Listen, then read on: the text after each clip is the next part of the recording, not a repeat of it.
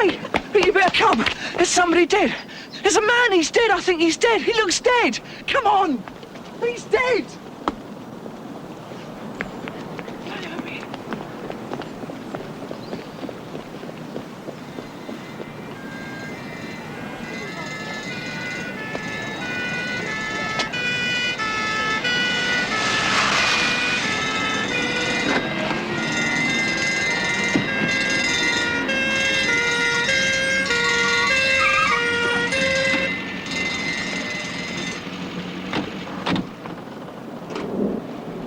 Found it? Who found it? Me, sir.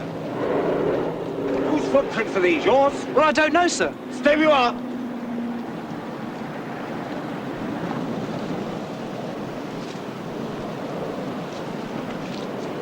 God almighty. Told Harry Mervyn. Who's he? DI. Retired 6 or 7 years ago. Harry Mervyn? Did you know? I worked with him. I went up, he retired. I know his wife. So it's one of us? Oh, yes. It's one of us.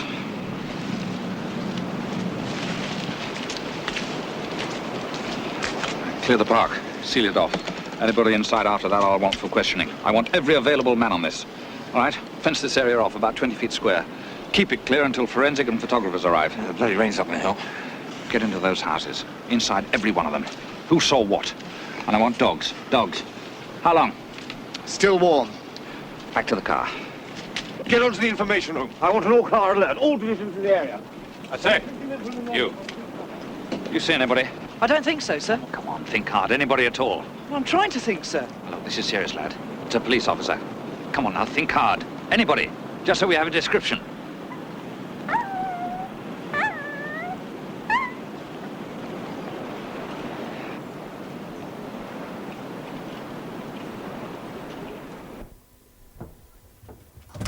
We believe he was strangled by somebody in the park during the last 2 hours.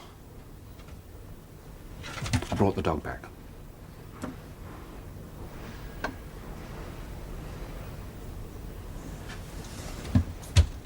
No. It's Rex. You've been a good walk, Rex.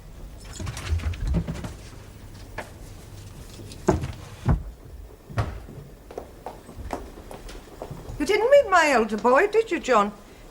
Because he went to Australia 4 Christmases ago. No, 5. He thought he was going to see the sun. It was the coldest Christmas ever in Sydney. But Paul, our youngest one, he caused a sensation at school, you know, reciting his own poetry. He wrote The Day. How we laughed. We laughed and laughed, Paul and I. Sit down, Mary. Kicking the ball. And his eyes were round like plates, round like big saucers. And the fireworks. You should have seen the fireworks.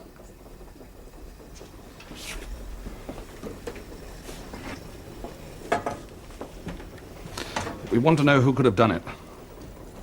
I'm sorry to have to ask you things like this. It's important that we know quickly. Try to concentrate on getting the right man, eh? Oh, getting the right man. You come here and say this to me. I'm the policeman now. He's dead, so I must be the policeman. It's not enough that he was. I didn't mean that, Mary. Honestly, I didn't Don't mean you touch me, anybody but you. You did it. You did it years and years and years ago. What do you mean? Oh, when he retired, I said, now he's safe. Safe from you, all of you. You took our peace of mind away from us, and now you've taken him. That's not us, Mary. Yes, you. Devoid of any feeling. You come here and you tell me my dear man is dead. Your friend is dead. A good man. A good man, that's what they always tell me. You come here and you say he's dead. And then who did it? Oh, we must find out who did it. We're all good policemen. You're ruthless. Like he was. You don't mean that. No, he was a good man, wasn't he? Well, that's just what he wasn't. He was never allowed to be. He was a policeman. A perfect officer of the law, morning, afternoon, evening and night. Sometimes he wouldn't speak to me for weeks. We lived a terrible, terrible life. Sometimes he treated me like a criminal. It wasn't like that when we began. He was soft and kind. But he had no respect for anybody. Do you know what it's like living in the house with a policeman?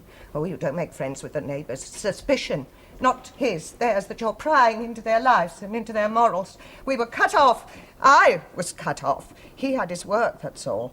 Hunting people. Oh, it's not human. Oh, it's not human. And then when he retired, I thought, now I'll have him to myself again. But we were finished. We never really spoke to each other for 30 years.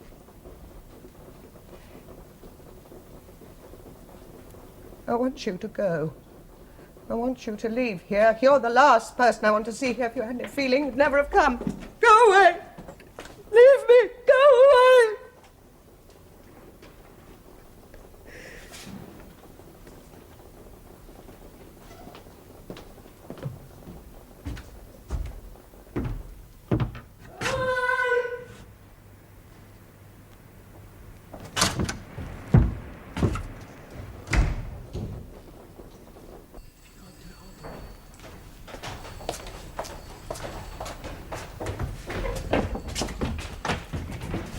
Poor old Harry Mervyn.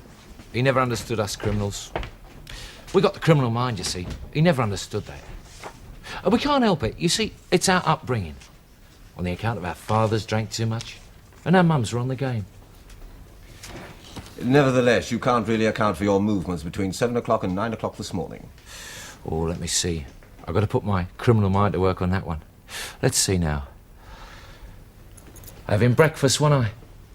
Fruity Ford. I'm on a diet. I was on my own eating Fruity Ford. I swear I was, sir. I swear. No offence, Mr. Ward. I want to help you. I didn't do it, though. Honest. You didn't appreciate him for that 7-year stir, you did? Well, quite frankly, I can't stand none of you. No offence, like. It's something to do with the way you walk. Answer that, please. You didn't like him. I did not like him. You were having breakfast? Yeah, that's it. Reading the papers. I'm in chocolate. I import chocolate. Do you believe me? Yes. It's down here. Listen, Bailey. A retired detective inspector and his dog out in the park every day. He's done you down 7 years of your life. You bear him a grudge. You do, don't you? And you live 8 streets away. Look, you know I didn't do it. I know I didn't do it. Let's tell the world I didn't do it, eh? You can go. What, so soon? I was just getting to know you. You could be too clever by half, do you know that, Bailey? You were done for GBH. You didn't care who you clobbered. You're in the file as one of the real vicious ones. You didn't marry. You were known in prison as a brooder. And you said some very funny things about Inspector Mervyn. Your turn is coming, my friend. Or had you forgotten? Do leave off. This is 17 years after the event. It's ridiculous. Shall I answer it?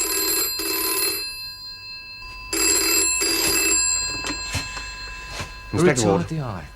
Retired 7 years. Yes. It's a nutcase, isn't it? Or family feud. Something personal. Me, I've changed a lot. I'm not the man I was. Straight up, Governor. Oh, get out of here, will you? Poor bastard.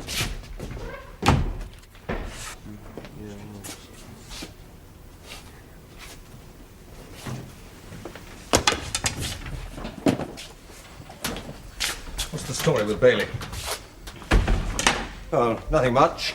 I'm having him checked. He was having breakfast. He doesn't fit in. Your turn will come, my friend. Thrown across the court, that fits. Evans.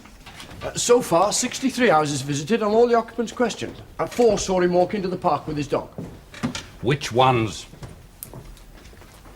Numbers 82, 90, 106 and 118 Allard Road. Either see him every morning or many mornings, but missed him this morning. Where did you go? He came along Allard Road, was first seen here, walked along the grass near the pavement, and started to walk away from the road there. And he was alone, of course. Yes. But what else did they see? They can't remember. Nobody remembers anybody. Well, there were people passing. There must have been people passing at that time of morning. Not a soul. Get back onto those houses, show them Bailey's photograph. Show them this whole gallery. Hang on. Here's the list. Get copies made. Barra Clough. Mr. Mervyn got him 3 years for fraud. He's in Paris with his family. Impossible. Griffin, 18 months receiving. Cardiff. Black. He's in Parkhurst.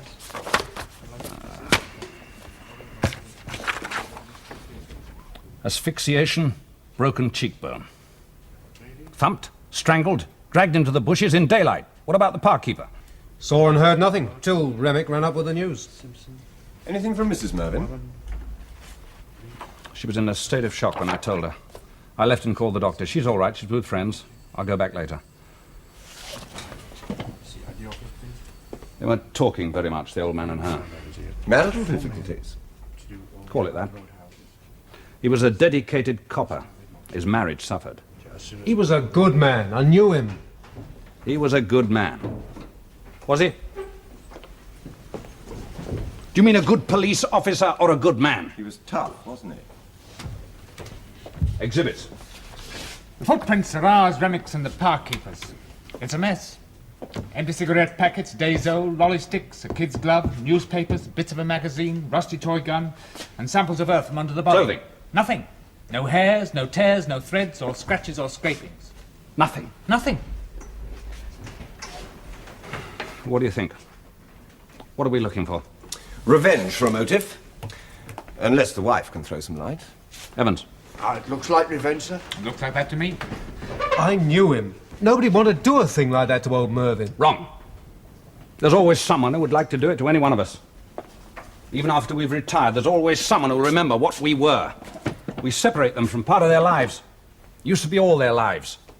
Oh, we're a hard lot. We can turn around any minute of the day and get it full in the stomach. You know that. Somebody remembered Harry Mervyn just the same as somebody's always going to remember you and me. We're not all like that, though, are we? Get to work.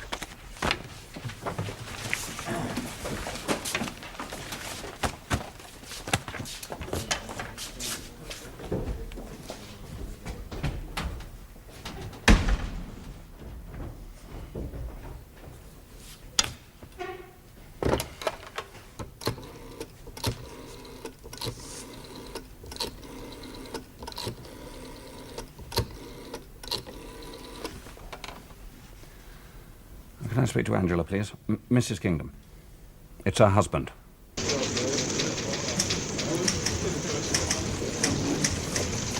Copies in my office. Harry, I can't run this. Why not? Burling Inspector Harry Mervyn, the bane of the civil rights movement of the early 50s, the policeman who despised what he called the namby-pamby methods of the modern copper, is dead. And what's wrong with that? What's wrong? His body was found at 8:40 in the morning. The underworld that Harry Mervyn called the ravening dogs of our society never forgot how he would treat them to a dose of their own medicine. If there was a shortcut to narrow down suspects, and if it called for strong-arm measures, Harry Mervyn was never troubled to use them. You can't say all that. Why not? Because I won't let you. It was never proved, just conjecture. Well, it's conjecture. Not on my shift. The man's dead. You mean you've run short of ideas? Who's the super on this? Kingdom. Well, you know him. He's married to your sister. Can't you do better than this? I can't get hold of him. And anyway, it's a bloody liability these days. He won't tell me a thing. Have you checked this out with the widow? She's not available. Harry, get out and get a proper story. You've got an hour and a half. It's a gang killing. Get out into Soho. It doesn't necessarily follow that it's a gang killing just because it's an ex-copper. I tell you, everyone's in the dark on this, not only me. There is no story. That is the only story. He was crude. It's in the library. We can print our own rubbish. We don't need that. Now get out and get something.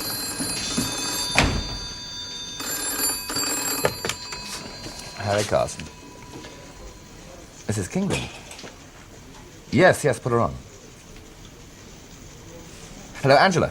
Listen, love, I've got... You what? Well, why does he want to see you? What didn't he say? Me? Why the hell should I know why he wants to... Yeah. Well, listen, while you are talking to him, you might mention the Mervyn case, will you? I understand the police are up against a brick wall on this. Yeah, well, I got a deadline in an hour and a half, and I haven't got in. George, I want to see you. Okay, look, I'm sorry about that. I can't help you. What do you think he wants? Does he want to come back to the house?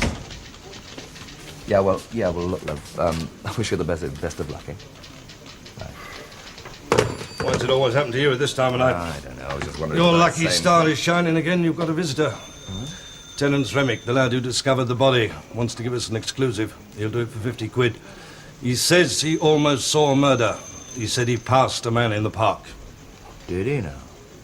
Not that it's any use to us. Don't tell me, libel, contempt of court, press council. Still, when it's all wrapped up, maybe we've got a background story. I'll get in touch with John Kingdom. Sure, but talk to the lad, will you? And if he's got anything we can use later, give him the 50. Right. I'd like to speak to Chief Superintendent Kingdom, Biff. Inspector Ward. Is John Kingdom there? No, I'm sorry he's not. Do you know where he is? Who is that? Harry Carson. Well, he did leave a number, but he did say he didn't want to be... I think I know where that is. I won't disturb him there. Listen, the boy who found Mervyn's body's downstairs. He's offered us an exclusive on how he found the body. He says he saw someone. He didn't tell us that? No, he hasn't told me that yet either.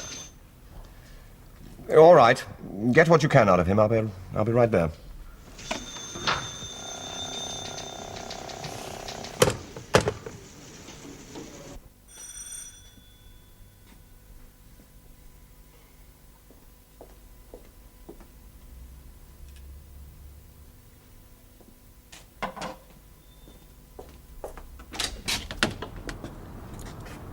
Hello. Hello, John. Well, can I come in? Of course.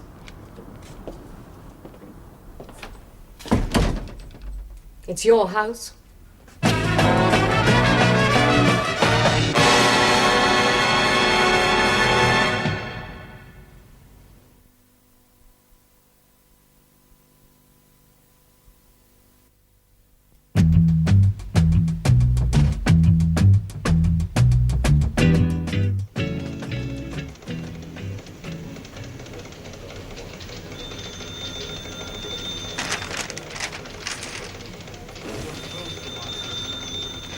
This is a lie. It's a lousy £50 lie. No, sir, it's true. I did see that man. You must believe that, sir. Well, I wouldn't say it. Honestly, it's too important. Look, I'm trying to help. I don't want the money. I won't take the money. Mr. Carson, I don't want to take that money. All right, I'll go along with that. We'll start again. Another statement. Ready when you are, Mr. Ward. Not here, back at the station. On your feet. You can't run this story yet. I know. And if the governor wants this printed, you'll get it through the press bureau. Come on.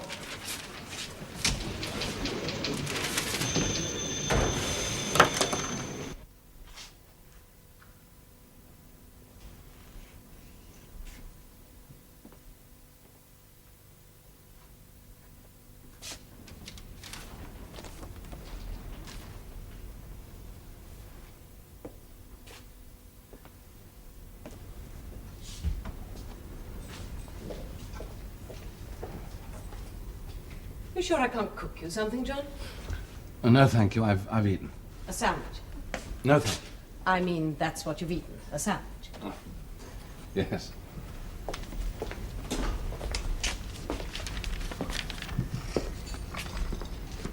Well, how's the work going? Well, take your coat off. Yeah. Well, how does it look? What? Your house. Does it still look the same? I haven't messed it up for you. It's yours. It's much too big for me. Sell it and give me half. Look, why have you come here? You're expecting someone? No. I better go. You came for a reason. What was it? I came because today, for the first time, I realized I might have been wrong. What a colossal confession. Thank you. That's all you've got to say. I mean that. You never said that before in your life. Haven't I? Perhaps it wasn't your fault at all. Perhaps it was me. or the rules they made you live by. Oh, I've heard all that before. Have you? There was a woman this morning described a policeman. Her husband had just been killed. This Mervyn. She was badly shocked. The words just poured out. And they sort of hammered home. What did she say? Harry Mervyn tried too hard. Every job he worked on was a personal challenge. He couldn't stop. He killed his marriage. He suspected, he hunted, he hated. I remember what you once said. As soon as you start to hate, you've joined them. You become one of them. You said, as soon as you start to hate, it touches every strand, every piece of your life. I did that. Oh, John. It's been a bad year. Why did you come here? How things between you and... Who, Ralph? Oh, that was over very quickly. It's a big case, this Mervyn murder, I suppose. Everybody's taking it very personally. Feeling insecure, could be them next. Matter of principle, because it's a police officer. Something like that. And you're living it night and day, as usual. As usual. It was impossible, John. You never smiled. Hardly ever talked. You resented my work. You wanted a slave, not a woman. The perfect policeman turned out to be a tyrant the moment he walked through that door. Possibly. Waiting up with meals and other things. Oh, come on. You've been away a long time. You think you've changed. I want to be practical. I don't know. You want us back together again? I don't know. Why did you come here? Because I think I might need you. I see.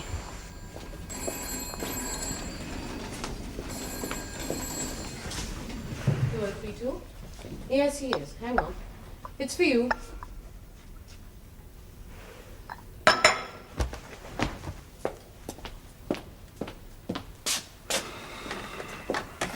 Kingdom. We've got a lead. The boy Remick remembers that he saw somebody. I think you better come back, if you can spare the time. I'll be right there. I'm wanted. You think you need me? Look, something... Yes! Not that I might need you. Well, do you? I don't mean do I. Doesn't occur to you that I might need you. Only that you need me. It doesn't occur to you. Look, I've got to go. Will you have dinner with me? No. Tomorrow night, Alfredo's. Oh, no, not tomorrow. Monday. No. I'll pick you up here at 8 o'clock, right? Goodbye, John. 8 o'clock, here.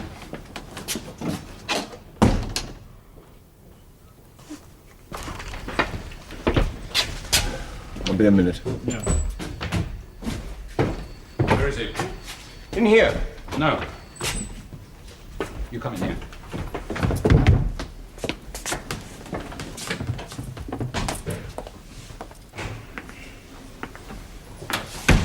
Right. If you can spare the time, what was all that about? Oh. I just thought that if you had more personal things to do. I mean, I could look after all this if you were busy. You're being bloody sarcastic, that's what you mean. No. Remick's in the interview room. Come back here. Look, I don't intend to discuss my personal life with you. I don't intend to justify taking an hour and a half off to attend to my own affairs. You don't have to. Just listen, will you? Do you know what they mean when they say that Inspector Ward is a single-minded, dedicated police officer? They mean that he cuts through the red tape, powers in, lives on his nerves, stamps all over people. He's a good, slick man. What have I done now? Just shut up and listen, will you? They've been calling me that, too. They called Harry Mervyn the same thing. He got his knuckles into the soft parts. And now and then he got results. He was inhuman. And there were two schools of thought in the force about it. One, that he was a good, decent, dedicated man. The other, that he was some sort of an animal. Well, I think he did become an animal. And I think one of the reasons for that was the way in which he neglected his own world, the one he had to live in as a human being. This is a police officer that's been done. We've got to get results. I don't give a damn who it is. I've decided to put my own house in order. I advise you to do the same. I don't have one. Oh, you know what I mean.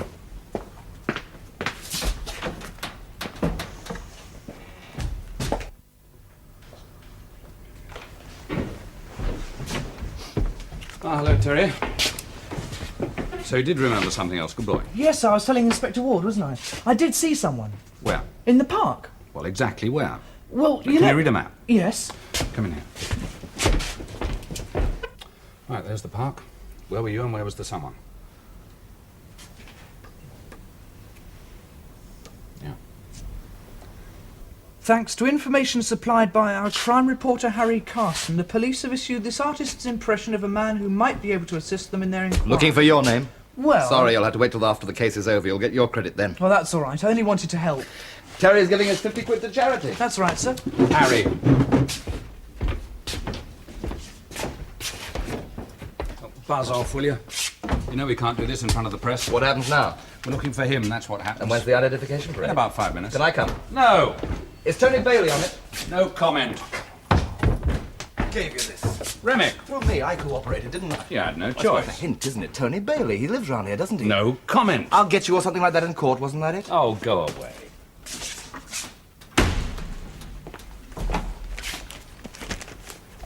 So what happened with Angela?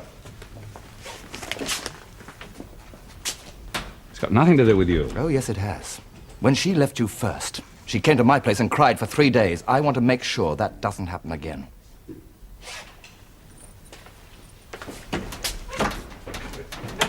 Mr. Carson? Mr. Carson, look, if there's anything else, are you interested? What do you mean, anything else? What? I mean, do you want it if I happen to remember anything else? Well, do you think there's something else? Well, there might be, you never know.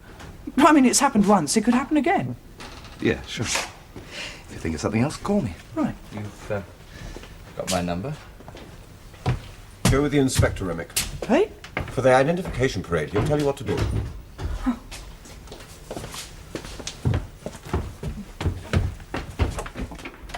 Do you know what he just said to Carson?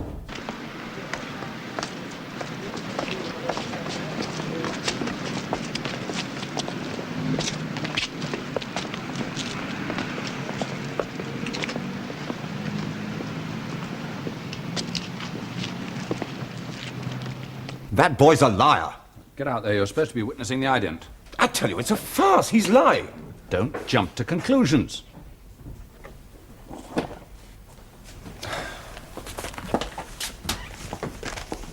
Mrs. Mervyn to see you. Shall I tell her to wait? Oh, no, ask her to come in, please. Mrs. Mervyn. Hello, Mary. I'm sorry, John. Oh, no, it's me who should be saying that. Well, I said a lot of things No, that I went in weren't like true. a bull in a china shop. I didn't mean all that about Harry. You were so kind afterwards to send the doctor and my friends. Oh, don't talk about it. I do want to help. I know. Perhaps you can help. There's an identification parade going on out there at the moment. Now, strictly speaking, I'm not supposed to be watching, but come across to the window, Mary. You'll see the men lining up. I want you to look hard and tell me if you can see anything you know about any one of them. Can you do that? Yes, of course. I'm sorry. No, it's all right.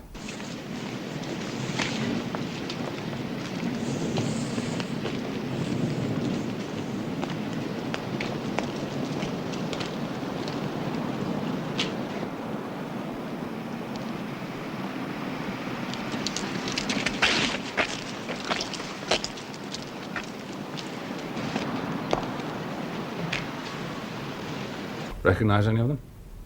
No, not so far. What about the boy? Seen him before? I don't know him. No.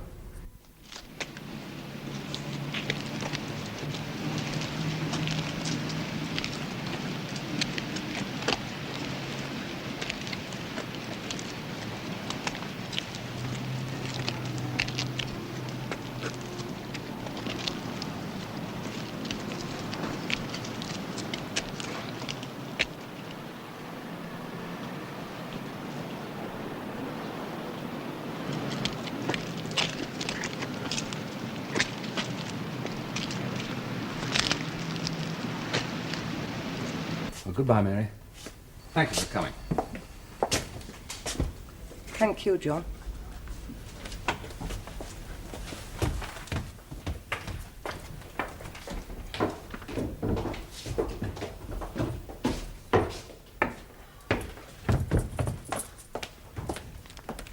Well? He's a liar. Of course he didn't recognize Bailey. You think it's Bailey? I didn't say that. I just think that this kid's romanced the whole business. Then we better find out. Find out about Terence Arthur Remick. Lot depends on his word. Find out without letting you know we doubt his story. How do we do that? Well, I'll speak to some people who know him. Your parents? No. Somebody won't tell him. Friends, school teacher, employer. Somebody we can check him out with. We haven't got his story. We haven't got anything. We'll just have to start all over again, won't we? Thank you for coming to see us, Miss Perriman. It's very important, otherwise Inspector Ward wouldn't have asked you. Now, he's probably told you that it's in connection with the murder of Inspector Mervyn. Yes. Now, I've asked to see you because of a young man called Terence Arthur Remick. You know him. Terry, yes. Now, he's told us that he saw a man walking away from the body. Did he? Yeah, now this is in confidence. I'd be happy if you didn't tell him that you've seen us and had this conversation. Will you give us your word? Sure, yes. You see, I want you to be his character witness. We want you to tell us all you know about him. We want to know if he's the sort of person we can believe. You understand? Yes, I think I do. Well? What? Well, you're his girlfriend. I was. Would you believe him? Would you believe the story he's told? Is he a straightforward lad? This isn't fair. What do you mean? He's not here to defend himself. Defend himself against what? Well, if this is some court of law... It's not, Miss Perriman. Is he the sort of person you would believe, totally? Well, no. Why do you say that? Because Terry lives in a different world from us. He's a strange sort of person. You've got to understand him. Strange? Why strange? Well, I don't know if you'd understand this, but I do. Terry's dad used to give him terrible beatings when he was about 3 years old. Well, to me, that explains it. You said he was a strange sort of person. In what way strange? Well, for instance, I caught him one day walking along the street with a white stick, pretending to be a blind man. He walked the length of the high street. I followed him. People helped him across the road. He denied it afterwards, said he hadn't done it. I put it down to him wanting love. And then another time he said, we were talking about capital punishment, and he said if he were ever hanged, he'd make an arrangement with the hangman beforehand. It was quite horrible. He said he'd make an arrangement with the hangman that just before he sprung the trap, Terry would jump so that his neck would be properly broken. He said he'd enjoy it. He's not only a liar. I'm afraid he's a very sick person.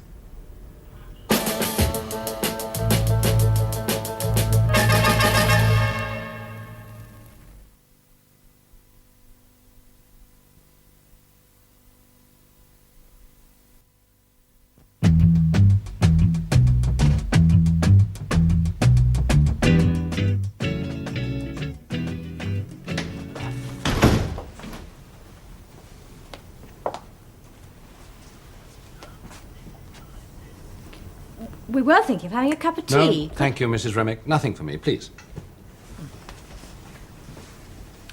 Well, how long will Terry be? Any time now. I see. Well, I'm glad I've had this opportunity to see you before him, Mr. Remick. You know, of course, he's been helping us. Yeah. Is there any reason why he should say he saw a man coming away from the body when he didn't? He didn't? No, I'm not saying he didn't. I'm asking you if he's the sort of lad who would imagine it, make it up, pretend he'd seen someone. Oh, no. Of course not. Are you sure? He never does things like that. I mean, pretends something, lives fantasies. Never. Did he not claim once that he'd won a swimming trophy when he hadn't? Oh, no, that was all explained. You see, he was disqualified for not touching when he turned. He wasn't. He came last. No. No. Yes. He's told his employer, Mr. Waterson, that his parents are both dead. Did you know that? I'm sorry, but I He has can't... said that he's related to a famous doctor, a Harley Street surgeon. Is that true? Is that true? No. You don't know about any of these things? No. Now, people who tell these sort of outrageous lies are usually afraid of something. What's Terry afraid of? Nothing. He's not afraid of anything. I mean, he's a bright, confident, cheerful boy. Oh, so confident that he has to walk about the streets with a pair of dark glasses and a white stick trying to pass himself off as blind. What? Have you ever hit him, Mr. Remick? Hit him? Yes. No. Well, I mean, when he was young, I chastised him. Oh, chastised him. What does that mean? Well, hit him when he was naughty. Hard? Often? Oh, no, he wasn't a naughty boy. Did you hit him hard? Quite hard, yeah. And but I often? mean, it's not... Now, look. I don't know what kind of police investigation this is, but I'm telling you, what we do to our son is our own business. I mean, you come in here and you tell us all sorts of things as he's a liar and a... You've got that from other people, haven't you? It's more serious than that, Mr. Remick. If your son has lied to us about seeing this man, it means that he was the only person known to have been in the park at that time. Take that to its logical conclusion, it could be a murder charge. A what? Oh, you're joking. A murder? What terror? You come in here and you... No, listen. I warn you! What? Mr. Remick? You warn me? Oh, hello, Superintendent. Hello, Inspector Ward. You want to see me? Terence? Yes, Terry, we'd like to have another word with you, in private. Sure, you can come into my room. No, better if we go down to the station, eh? Okay. I'll see you later. Thank you.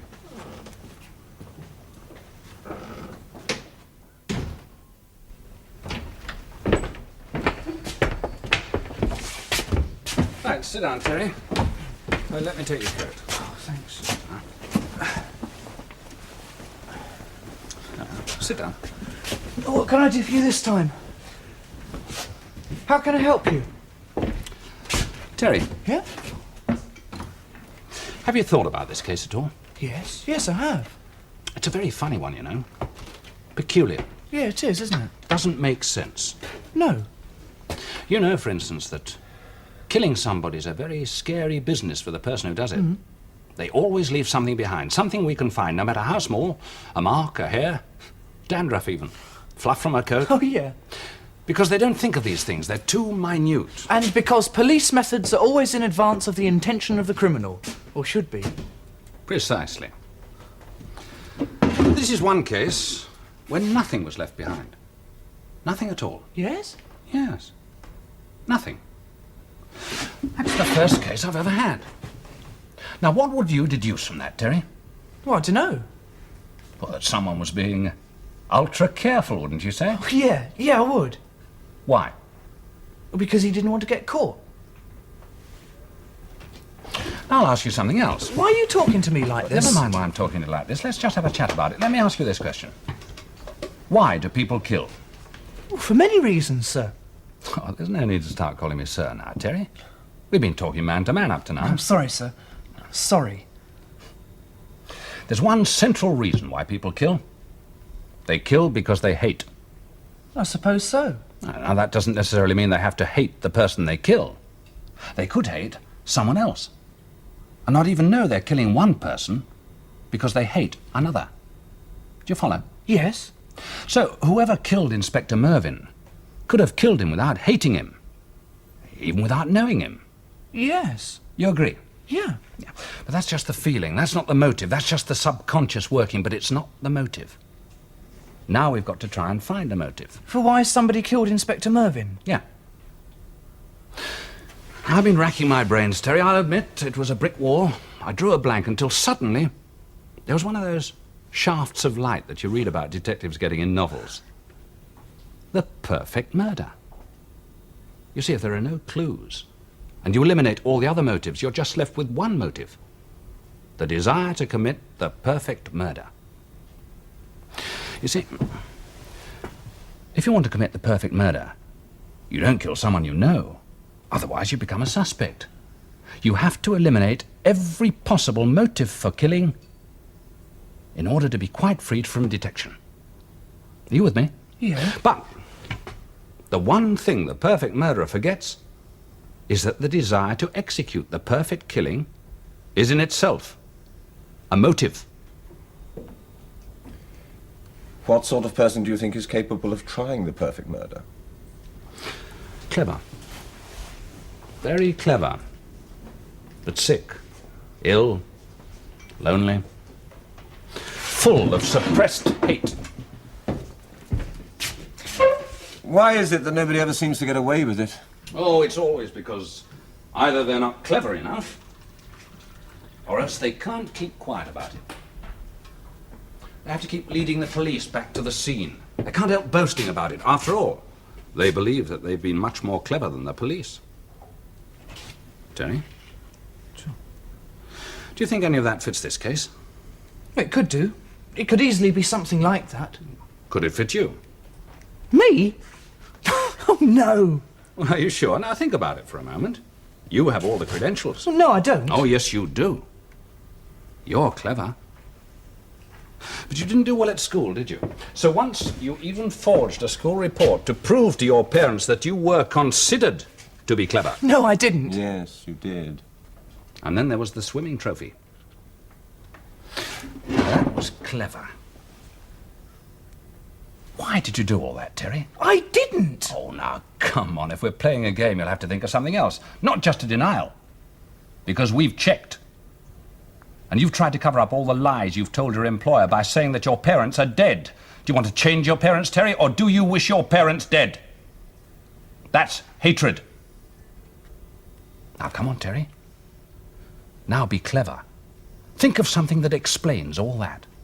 Only quickly, otherwise I'm going to charge you with murder. You can't. Why, And then didn't- take the boasting bit. Wasn't enough just to pick at random a lonely old man out for a walk and kill him. No. You had to go back and find the body, and even that wasn't enough. You then went to the paper with this story about having seen somebody walking away from the scene. And that wasn't enough. Later on, you went back to Mr. Carson and said that you might possibly be able to provide him with more information just to keep the story going. No, I did see someone.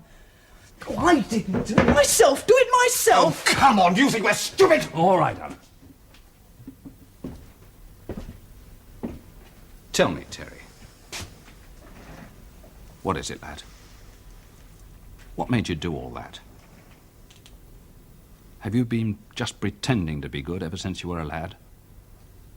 Did your father beat you so much that ever since you've been pretending to be someone else to everyone? Is that why you're lonely? You are lonely, lad, aren't you? Come on, you can tell me. Was killing someone the only way you could think of to prove yourself? I'll stand with you, lad. I'll help you. I'll make the court understand. Because you see, Terry, I feel sorry for you. Because killing is sick and horrible and sad. It's not sick. And it's not horrible. There's nothing wrong with killing. A lot of people do it. Don't you ever read the papers? It wasn't horrible when I did it. It was pleasing. I wasn't sad afterwards. I was happy. I came to the conclusion a long time ago that life doesn't matter. Except I couldn't kill the dog.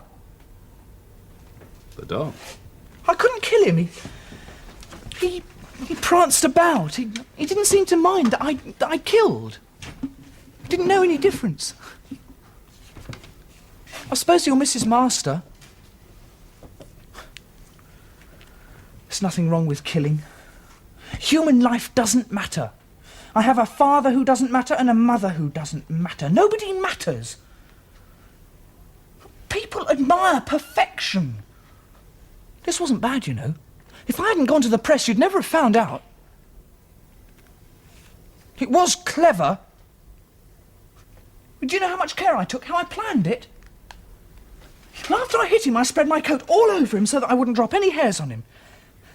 You see, I'm capable of doing something. They don't think that. But you know how near I got to it. I'll go down in some book, won't I? I'll have made my mark. Well, it will go down in a book, won't it? It's pretty clever, isn't it? You're lying.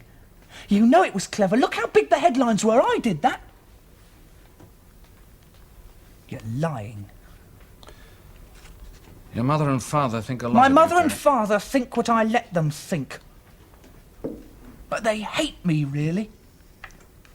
Do you know, I nearly killed him once, but he didn't know it. As a matter of fact, I waited for him with an iron post, but he didn't turn up. Now that wouldn't have been so clever. You do think it's clever? No, Terry. There is nothing clever about killing. Nothing at all. Doesn't matter who it is. Doesn't matter what the reason is. There is nothing clever about killing. Nothing. Not a thing.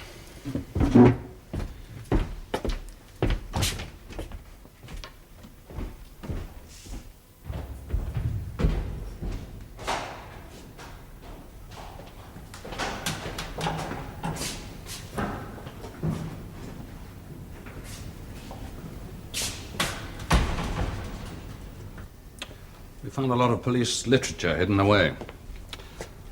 He'd obviously been planning to do it for a long time, whenever he had the courage. And he just happened to pick on Mervyn. It's over now, John. Is it? Over for who? Another police widow? Kid inside for 15 years? 15 years for a boy who didn't even know what time of day it was. Didn't know what he was doing. Funny, isn't it? Those two lives happening to cross like that. Remick, who tried to be the perfect murderer.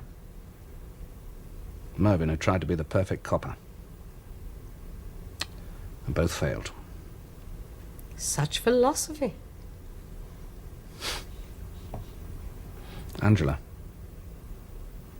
I want to come home.